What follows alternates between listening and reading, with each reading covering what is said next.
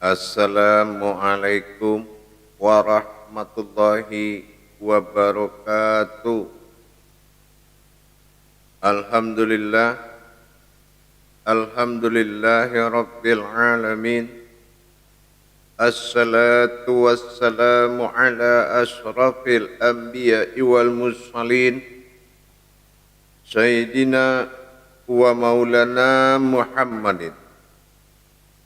Ashhadu an la ilaha illallah wa ashhadu anna Muhammadar Rasulullah. Allahumma salli ala Sayyidina Muhammadun musabihil wal ikram, ya wal jalil wal ikram.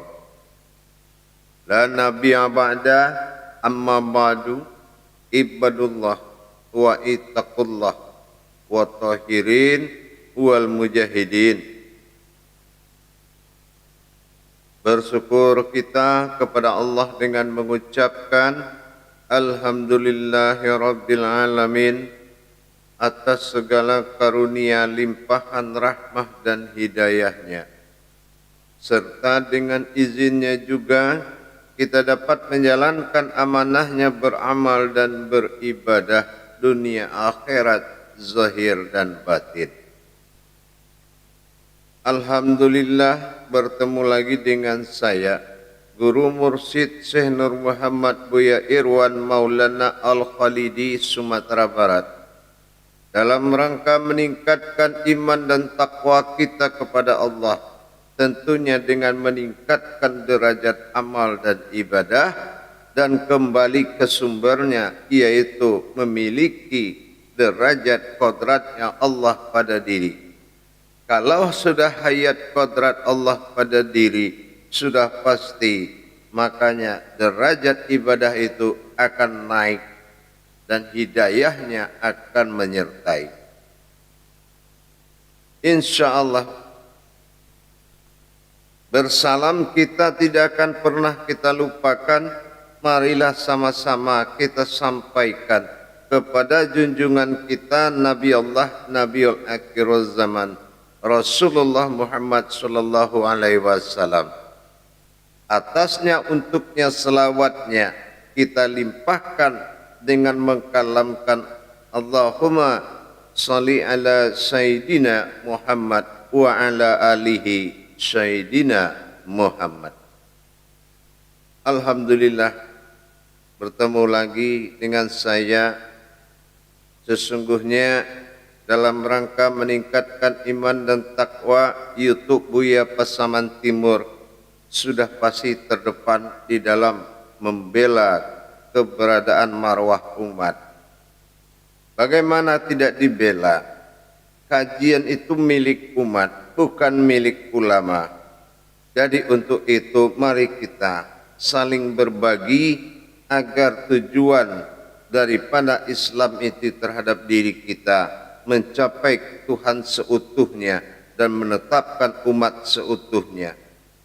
Mendapatkan Allah untuk menjadi sebuah Tuhan tidak semudah apa yang kita pikirkan, dan menjadikan diri ini juga umatnya Allah tidak semudah apa yang kita pikirkan. Semua ada proses tajalinya. Memang Islam adalah kodrat, tetapi kalau tidak terjadi hubungan Baitullah, mana yang umat, mana yang Tuhan, mana yang harus menyembah sebagai umat, dan mana yang harus disembah sebagai Tuhan, itu butuh titian yang benar, titian siratal mustaqim, titian sirnya Allah yang harus dikejar dengan derajat mutakin. Inilah pada waktu dan kesempatan yang baik ini, yang dirahmati Allah ini, insya Allah saya akan berbagi wawasan dengan kita semua, berbagi ilmu, mudah-mudahan bermanfaat buat kita. Para hadirin kaum muslimin dan muslimat, sahabat dan kerabatku, serta muridku, para jemaah yang dirahmati Allah, rahimakumullah. Dalam rangka meluruskan iman kita kepada Allah, tentang suatu perkara yang dikatakan sering dijadikan salah pemahaman. Apa yang dikatakan salah pemahaman? Ada yang berpikir mati itu setelah dikubur, kalau tidak ke surga, kalau tidak ke neraka. Ada yang berpaham kembali seutuhnya kepada Allah. Ada yang berpaham kembali ke asal menjadi tanah. Ini perlu kita luruskan pemahaman ini. Sebetulnya kalau hakikat manusia itu ada di muka bumi ini atau tercipta dari muka bumi ini, salah satu daripada anazir bumi ini, asal manusia terjadi, mungkin boleh kita berpikir banyak dalam penafsiran. Tapi kalau sudah innalillahi, kalau pegangan Allah, dari Allah engkau berasal, kembali engkau kepada Allah, itu adalah hakikat diri yang sebenarnya. Jadi untuk itu, coba kita berpikir mana yang dikatakan ruh diri yang sebenarnya. Ini perlu pembuktian. Dalam arti kata pembuktian apa? Kita kalau menyikapi marwah Allah itu tidak bisa dengan amaliyah. Perjalanan Allah, kehadiran Allah, inna lillahi wa inna ilaihi raji'un, bukanlah perjalanan yang mudah, bukan perjalanan yang biasa, tetapi suatu perjalanan yang luar biasa. Tahukah kita bagaimana proses turunnya ruh dalam janin itu? Tahukah kita bagaimana proses Allah itu menjadi Tuhan? Tahukah kita bagaimana proses diri menjadi umat? Tidak semudah itu kita mengembalikan suatu nilai bahwasannya dikubur kembali kepada tanah. Memang apa? Ada di wujud-wujud itu di dalam rahim ibumu, ada segumpal tanah, ada setetik api, atau ada selendar air dan angin. Jangan kita berpikir kalau hanya kodrat seperti itu, untuk apa Al-Quran diciptakan? Maka kita harus berpikir positif dalam kebesaran Allah. Jangan psikologis yang menentukan daripada biologis agama. Tidak boleh kita berpikir amaliyah. Ini semuanya ada batasannya. Mana batasan pandangan amaliyah dan mana batas pandangan ruhaniyah atau ibadah. Baik para hadirin sekalian, para jemaah yang dirahmati Allah. Pernah dalam satu tayangan saya mengatakan, yang dikatakan nyawa manusia itu adalah diri. Nah, kenapa saya katakan manusia itu nyawanya adalah diri? Mari kita lihat kebenaran daripada kalam-kalam yang kita sampaikan dalam pengkajian terdahulu. Kita ambil kembali kepada marwah.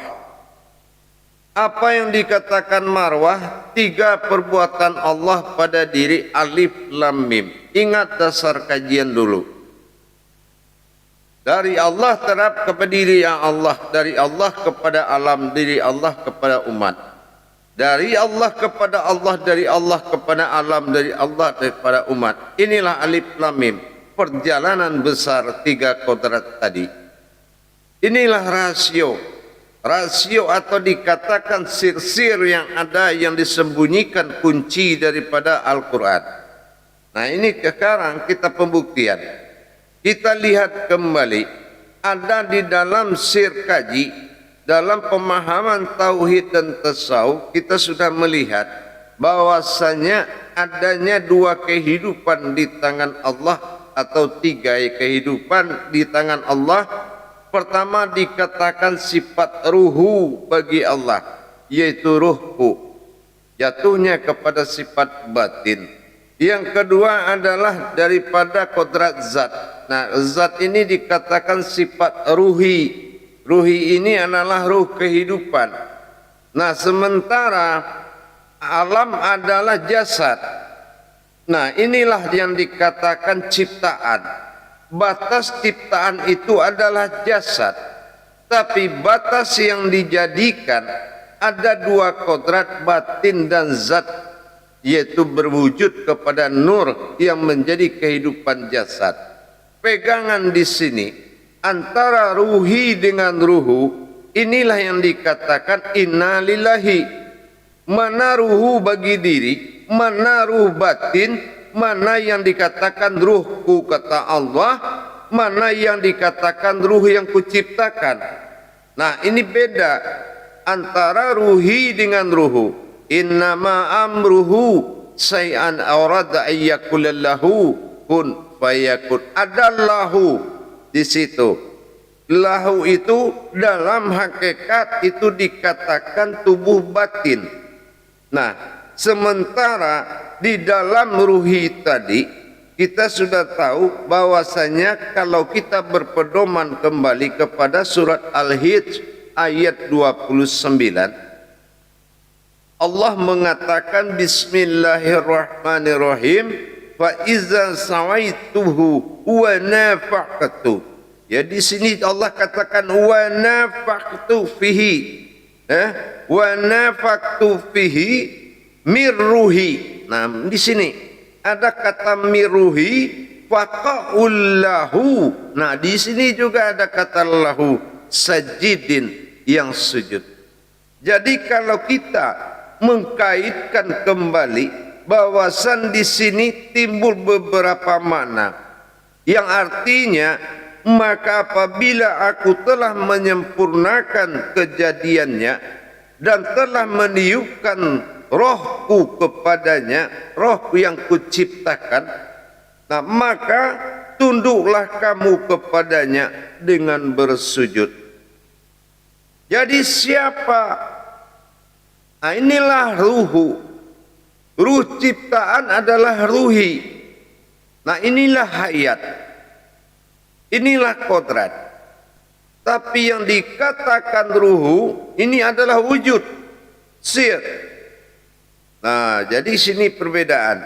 Jadi makanya dua kali nafas itu naik, satu turun. Nah, kalau dia naik, itu namanya adalah ruhi. Ruhi itu ruhnya Allah menuju daripada hayatnya Muhammad. Nah, inilah yang dikatakan Rasulullah. Jadi Rasulullah itu ruh yang diciptakan oleh Allah, yang berasal dari zatnya. Nah, itulah. Tetapi mana yang ruhu? Nah, yang ruhku tadi adalah sir. Inilah wahid tunggal. Jadi kalau yang dikatakan ruhi itu adalah ruhaniyah kita. Ruhani, yaitu zatnya Allah, wujudnya adalah kodrat Muhammad. Jadi sangat jelas para jemaah sekalian, kalau kita mengetahui kodrathu Allah, sudah pantas. Kenapa? Hu itu aku, Allah itu adalah zat yang dikatakan zat yang itu adalah batang tubuhnya Muhammad, yang mewujud seperti kodrat dan berupa-rupa dalam Adam. Inilah hu Allah. Jadi inilah persembunyian. Bersembunyinya aku dinamakan, dipanggil Allah, bersembunyi Allah dalam panggilan Muhammad. Inilah ruhi dan ruhu. Jadi mana diri yang ruh kita sebenarnya? Yang ruh kita itu adalah kodrat diri. Kalau ruhi sudah menuju kodrat Muhammad, berarti ruhi itu adalah rohani yang kita sebut selama ini. Inilah rohani. Jadi kan mana yang ruhu, itulah yang batin. Jadi kalau bernapas aku, dia, aku, Allah, inilah antara ruhu dan ruhi. Jadi yang ruh diri itu sebenarnya adalah kodrat diri rohani kita. Kodrat rohani kita ini adalah wujud daripada kodrat ruhnya Allah, dinamakan amruhu. Inilah yang ruhu. Innama amruhu, Yasin 82. Inilah atas nama ruhku. Nah, tapi yang dia jadikan tadi yang dikatakan zat wujud yang disebut adalah wujud Muhammad. Allah yang disebut, yang dijadikan oleh Tuhan badal tunggal, aktar dalam sebutan ibadah, bersifat banyak kodratnya. Maka Al-Hijj telah menyatakan, fa iza sawaituhu wa nafaqatu fihi min ruhi faqa'ul lahu sajidin. Jadi kalau sudah tahu yang sujud itu adalah di sini lahu, diriku, waruhi, yang masuk kepada wujudnya ruh Muhammad, berwujud Muhammad. Nah, inilah ruhu waruhi. Jadi kalau di sini kita tahu bahwasanya kodrat daripada ruhu itu adalah asal usul daripada ruhi. Inilah zat. Ruhi itu zat yang menjadi rohani bagi diri. Inilah yang dikatakan asal usul rohani. Jadi yang nyawa, yang ruh kita itu adalah rohani kita sendiri, bukan napas. Kalau napas itu adalah ibadah, itu adalah batin. Napas, tanapas, ampas, nupus, itu batin, bukan ruh. Nah, ini jangan salah paham. Itu batin. Napas, tanapas, ampas, nupus, itu batin. Tapi yang ruhi, ruhku, ruh dia, aku, dia adalah ruhku. Nah, ini jadi yang dikatakan diri itu adalah ruhnya kita, ruh yang jadi, ruh yang dijadikan. Nah, ini ruhi, ruhku, ruhu, ruhku, ruhi, ruh yang kuciptakan. Nah, inilah zat. Zat ini yang menjadi rohani. Nah, ini yang diciptakan. Nah, inilah sir yang ada di dalam zat itu sendiri. Jadi inilah yang disembunyikan oleh zat, yaitu ruhu. Para hadirin, para jemaah yang dirahmati Allah. Jadi kita sudah paham, tidak perlu lagi kita berprasangka atau beranggapan seperti hewan atau makhluk lain. Kalau makhluk lain itu memiliki ruh juga, namanya ruhamiyata. Itu ruh yang diperintah, yang berasal dari nurul alal nurin. Saripati nurnya Muhammad. Dalam nur Muhammad itu ada nur lagi dinamakan nurul alal nurin. Mana nurinnya? Nur hayat, nur yang menghidupkan. Asal semua asal hidup. Makanya Rasulullah itu diberi gelar oleh Allah Ruhul Azoma, sumber ruh. Tetapi ruhamiyata. Nah, contoh apa? Di dalam nur, nur asal muasal ruh. Jadi yang dijadikan oleh nur ini adalah nurin. Nurin ini adalah kekuatan asal muasal ruh. Bukan nurnya Muhammad langsung, tetapi nurin yang di dalam nur Muhammad. Jadi dia berikan ruh kepada air, batu, angin, tanah, semua dia berikan. Tumbuh-tumbuhan diberikan. Itulah warna-warni. Jadi cahaya yang ada di dalam cahaya ini, inilah warna-warni yang menjadi ruh. Yang hitam menjadi ruh ini, yang kuning, yang merah, semua menjadi, itu nurinnya Muhammad. Tetapi ruhi dan ruhu, alif, ruhu sir alifnya, sementara ruhi aftar alifnya, ini adalah ruhnya kita, diri.